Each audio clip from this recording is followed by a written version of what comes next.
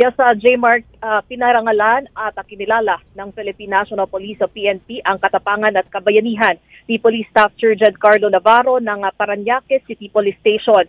Si Navarro ang pulis na nasugatan matapos saksakin ng isang suspect na kanyang inaaresto dahil sa panggugulo sa San Antonio Valley 8 noong Biyernes.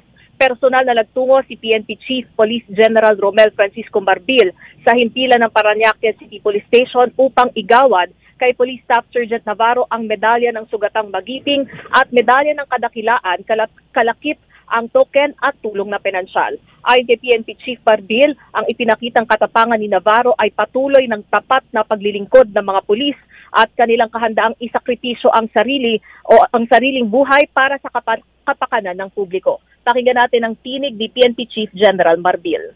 Mga pulis na namamatay. But this one, kita mo, mas nauna niya pong ibigay yung buhay niya. Hindi ko nga kaya ginawa niya kanina eh. Sabi ko, bakit mo bumunot na pa baril mo? Sabi niya, kaming bata eh. Ito pinapakita po lang namin ang mga pulis natin. They are willing to risk their life. At J-Mark, yan nga ang sinabi ni Marbil, ang ipinamalas na kabayanihan ni Navarro ay hindi lamang nagbibigay ng tangal sa kanyang pangalan, kundi pati na rin sa buong hanay ng PNP. Mula sa Campo Crame para sa Bagong Pilipinas, Dayan Lear, Radyo Pilipinas, Radyo Publiko.